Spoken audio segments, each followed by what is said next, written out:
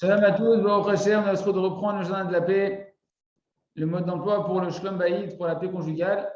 Et donc, on est en train de découvrir que c'est impossible d'avoir la paix conjugale véritablement sans passer par la prière sur ce sujet-là. D'accord? Shalom Bayit, elle est des tefila. Le Shalom Bayit, il va s'obtenir, les amis, à travers effectivement l'étude qu'on est en train de faire, mais également aussi à travers la prière. Et donc, on doit savoir que la tefila, c'est en réalité une condition nécessaire et fondamentale pour avoir une vie de couple en harmonie.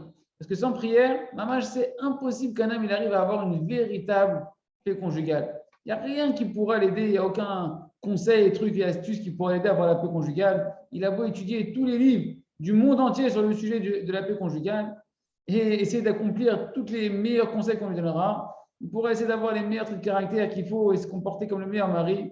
Sans la tefila, comme on va voir ici, un homme il ne pourra jamais avoir une véritable paix conjugale.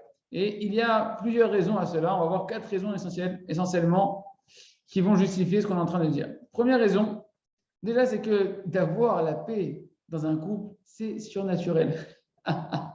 C'est au-delà de la nature, c'est quelque chose d'extraordinaire au sens propre du terme.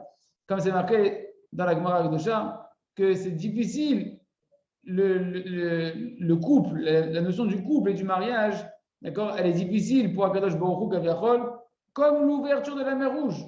De la même manière que ça nous paraît quelque chose de surnaturel, la mer Rouge, qu'Akadosh Baruch Hu il a pu couper la mer en 12 et laisser un passage à sec pour que les Bnei Israël puissent passer en plein milieu de murs d'eau, que c'est surnaturel. Et bien pareil, la Gemara nous dit que le couple d'un couple juif, c'est un miracle surnaturel comme l'ouverture de la mer Rouge.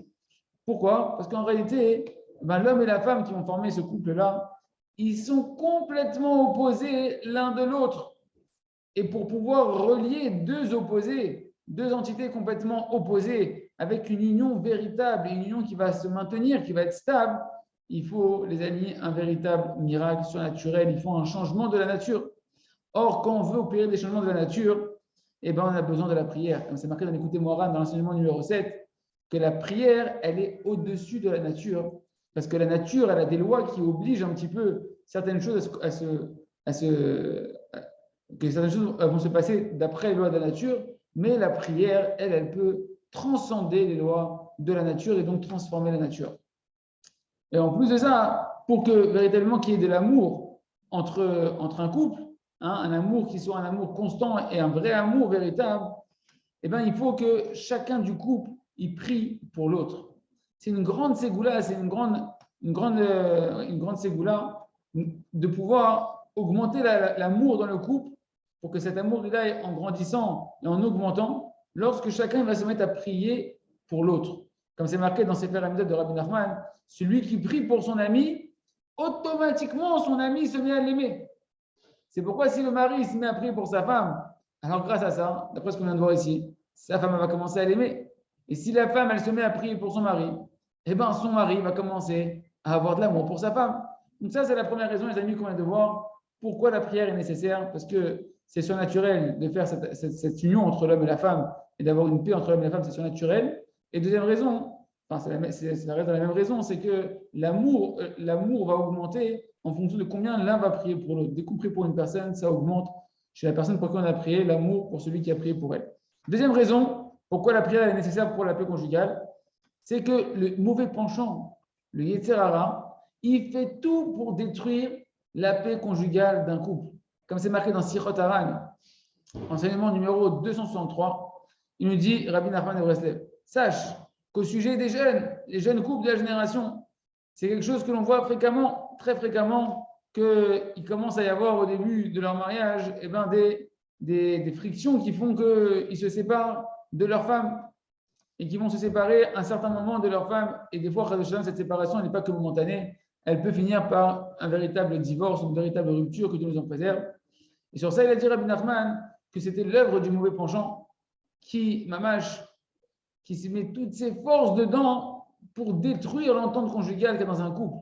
Parce que lorsque les gens ils sont encore jeunes et que un garçon à qui on va détruire la paix conjugale, il va se retrouver automatiquement entre les mains du mauvais penchant. Très, très facilement, il va être la proie de son mauvais penchant. Donc c'est pour ça que le Yetzer Hara, il nous dit Rabbi Nachman dans Sichot Haran, il se bat, mamash, pour attraper les jeunes dans ses filets. Comment? En leur détruisant leur shalom bayit, en détruisant l'harmonie de l'entente conjugale. Et comme ça, il arrive après à attraper les maris qui sont en état de fragilité. De là, on apprend quoi? Fin de citation du Sichot Haran. On apprend que le Yetzer Hara, il met toutes ses forces pour détruire la paix conjugale. Toute la journée, il se bat pour ça, le Yetzer Hara. Et puisqu'on sait que c'est marqué dans la Gemara de Char, que si ce n'était Akadosh Baruch Hu qui nous vient en aide face au mauvais penchant, on ne pourrait pas surmonter le mauvais penchant. Alors ici, le mauvais penchant, il se bat contre nous pour détruire l'entente conjugale. Et donc, l'aide d'Hachem, c'est quoi? L'aide d'Akadosh Baruch Hu, c'est la tefila. Et si Akadosh Baruch Hu ne vient pas en aide face à notre mauvais penchant, on ne pourrait pas réussir. Donc, c'est-à-dire quoi? Si on ne prie pas Akadosh Baruch Hu pour recevoir l'aide d'Hachem face au Yetzer Hara qui précisément met toutes ses forces pour détruire le Shalom Bayit, alors on ne pourra pas réussir à vaincre ce Yetzer Hara, on ne pourra pas avoir Shalom Bayit. C'est pourquoi un homme il doit énormément supplier, demander auprès d'Akadosh Baruch Hu qu'il lui vienne en aide à surmonter son mauvais penchant qui veut détruire son Shalom Bayit. Ça, c'est la deuxième raison pourquoi la prière, les amis, elle est fondamentale dans le Shalom Bayit. Troisième raison, c'est que tout l'accomplissement de la Torah, et lorsqu'on parle de l'accomplissement de la Torah, c'est tous les conseils que la Torah nous donne, dont les conseils de Shalom Bayit qu'on est en train d'étudier, les conseils sur la paix conjugale qu'on est en train d'étudier, eh bien, leur accomplissement dépend de la prière. Comme c'est marqué, tu connaîtras aujourd'hui, tu comprendras aujourd'hui et tu ramèneras ces paroles dans ton cœur. Il faut scinder cette phrase-là qu'on dit dans la Ligne Shabbat en deux temps. De là, notre famille nous a enseigné que même lorsqu'un homme il va étudier la Torah, c'est ça, c'est Da'ata Hayom, tu comprendras aujourd'hui, donc tu vas étudier la Torah. Tant qu'il n'a pas rentré cette intelligence qu'il a compris de la Torah dans son cœur, eh ben, c'est comme si qu'il n'avait rien fait. C'est encore comme si qu'il n'avait encore rien fait. Parce que cette intelligence-là, pour qu'elle passe à l'accomplissement, qu'elle puisse, cette Torah que tu as appris, ces conseils que tu as appris à la Torah, les accomplir, comme tu l'as étudié, eh ben, ça ne suffit pas qu'ils restent dans ta tête. Il faut les rentrer dans le cœur. Pourquoi? Parce qu'en réalité, tous les traits de caractère, où est-ce qu'ils se trouvent? Ils ne se trouvent pas dans la tête. Les traits de caractère, ils se trouvent dans le cœur. Or, un homme, il se comporte comment? Il ne se comporte pas en fonction de ce qu'il a compris dans sa tête. Un homme, il se comporte en fonction des traits de caractère qu'il a rentrés dans son cœur. Or, comment on fait pour faire rentrer ce qu'on a compris, le faire passer de la tête au cœur? Eh bien, c'est par la prière, avec beaucoup de prières. Pourquoi? Parce que le cœur, c'est la prière. Tout ce qui est lié au cœur va être lié en réalité à la tefila. Comme nous ont dit nos sages de mort béni, c'est quoi le travail du cœur? Le travail du cœur, c'est la prière. Donc, tu veux travailler ton cœur, tu veux faire rentrer ce que tu as compris dans ton cœur, il va falloir commencer à multiplier les prières dessus. Et donc, même si un homme, il a compris, il a étudié toute l'intelligence de l'entente conjugale, comme on le voit dans ces cours-là, il doit encore faire un grand travail de rentrer toute cette compréhension-là dans son cœur par la multiplication des prières sur ce qu'il a étudié. Et en particulier, il va devoir prier sur les conseils qu'on voit ici de Shalom Bayit, que pour un homme, c'est extrêmement difficile d'accomplir ces conseils-là pour plusieurs raisons, et essentiellement pour la raison qu'on a vue juste avant. C'est-à-dire que le Yetzer Hara, il se bat tous les jours pour détruire l'entente conjugale. Donc, sans l'aide d'Hachem, ça va être très difficile. On a besoin de beaucoup de prières pour recevoir l'aide d'Hachem. Le Rav nous dit, sache que l'essentiel du renforcement du mauvais penchant, quand il va essayer de détruire le Shalom Bayit d'un homme, il va s'axer sur quoi? Sur les reproches. Qu'un homme, il va essayer de t'inciter, de te trouver des raisons justifiées de faire des reproches à ta femme. Que ça, c'est quelque chose qu'on sait que c'est prouvé, certifié, que lorsqu'on fait des reproches, ça détruit toute l'entente conjugale. C'est pourquoi sur ça, le mari va devoir multiplier les prières, de ne faire aucun reproche à sa femme dans aucun sujet. Parce que même si un homme il peut entendre des milliers de shiurim sur le fait qu'il ne faut pas faire de reproches à sa femme, etc., s'il ne se fixe pas un moment quotidien pour s'isoler et prier à Kadosh Baruch Hu sur ça tous les jours, alors tout ce qu'il aura entendu, ça va ne servir à rien. Il va automatiquement trébucher, il n'aura pas l'aide du ciel, il va trébucher lorsqu'il va avoir une envie de faire des reproches à sa femme. C'est pourquoi un homme doit prier, dire Ribono Shel Olam, maître du monde, aide-moi à faire aucun reproche à ma femme, aide-moi à prendre une décision, une décision forte, que plus jamais je ferai de reproches à ma femme dans aucune situation. Et un homme, attention, il ne doit pas mal comprendre ce qu'on est en train de dire. Il faut faire attention. Bien évidemment que c'est extrêmement important d'étudier la Torah, en particulier quand on parle de Shalom Bayit, la Torah sur Shalom Bayit. Et ce n'est pas quelque chose de superficiel. Parce que c'est sûr que, qu'est-ce qu'on a dit? Il faut Ve'yadata hayom, ba'ashavota levavecha. Tu comprendras aujourd'hui et tu ramèneras dans ton cœur. Pour comprendre, il faut étudier énormément et approfondir la Torah pour bien la comprendre. D'accord? Donc, évidemment qu'il va falloir accomplir la partie de l'étude de la Torah avant de la ramener dans le cœur par la prière. Donc, évidemment, il faut et l'étude de la Torah pour comprendre les choses, comment ça fonctionne, et la prière pour agir en adéquation avec ce qu'on a compris qu'Hachem, il nous demande, il nous conseille de nous comporter. Parce que si un homme n'étudie pas, il ne va pas savoir sur quoi prier, sur quoi je prie. Je ne sais même pas comment ça fonctionne. Mais une fois qu'un homme il a écouté un cours de Torah, comme le cours qu'on est en train de faire maintenant, où il a entendu maintenant que c'est interdit de faire aucun reproche à sa femme, qu'il doit l'honorer, etc. Et que Baruch Hashem, il a étudié, il a compris c'est quoi l'intelligence du sujet du Shlom Bayit. Alors, pour l'instant, cette intelligence ne se trouve pas encore dans son cœur. Il ne vit pas encore cette chose-là, cet enseignement, il ne le vit pas. C'est pourquoi on va devoir travailler dans la prière. Parce que pour rentrer cette connaissance-là dans le cœur, pour les vivre, il faut de la prière et beaucoup de prière. En plus de ça, toute chose qu'un homme va étudier, même si maintenant l'étude, elle l'a éveillé sur le moment, il s'est enflammé, ça l'a enchanté, enthousiasmé, etc., et qu'il veut accomplir ce qu'il a étudié, ça reste encore en potentiel. Cette envie-là, elle reste encore potentielle tant qu'il ne l'a pas exprimé, cette envie dans des prières. Tant que tu restes avec les envies du cœur, alors tu auras du mal à passer à l'action, à l'accomplir.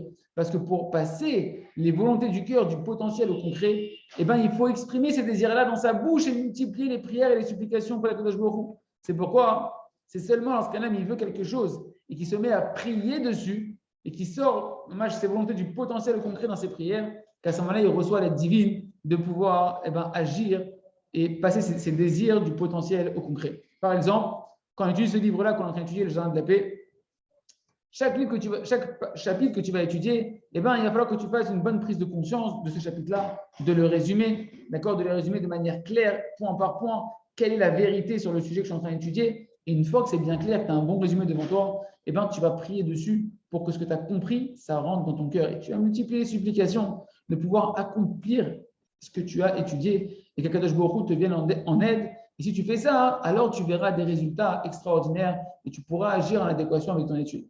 Quatrième et dernière raison pourquoi la prière est fondamentale dans le Shlom Bayit, c'est que Rabbeinu Akadosh nous a enseigné, Rabbi Nachman de Breslev, qu'on doit prier avant toute chose, même pour un petit bouton qui te manque sur ta chemise, il faut prier dessus, même pour mettre un clou dans le mur. Pour une petite chose comme une grande chose, un homme, il doit prier. Et seulement après qu'il ait prié, il va s'efforcer de faire des efforts concrètement. Pourquoi? Parce que si un homme, il ne prie pas et qu'il veut agir sans prier, alors il va tomber dans le piège de l'hérésie de croire que c'est ma propre force et la puissance de mon bras qui me fait réussir. C'est-à-dire quoi? C'est qu'il va penser que les choses, elles dépendent que de lui, de sa force, de son intelligence, de ses aptitudes, etc., etc. En d'autres termes, sans la prière, un homme, il est rempli d'orgueil. Et il va se dire, moi, je sais comment je dois me comporter, je sais comment je dois parler, je sais comment apaiser ma femme, je sais comment la convaincre, etc., etc. Et ça, c'est une raison de plus d'échouer. Pourquoi? Parce que Shlomo HaMelech, le plus sage de tous les hommes, il nous a dit la phrase suivante qui est extraordinaire. Devant une brisure, devant un échec, devant une brisure, oui, il se trouve un géant. Et devant un échec, il se trouve un esprit orgueilleux. Sous-entendu, en réalité, la brisure, l'échec, elle est que la conséquence de l'orgueil.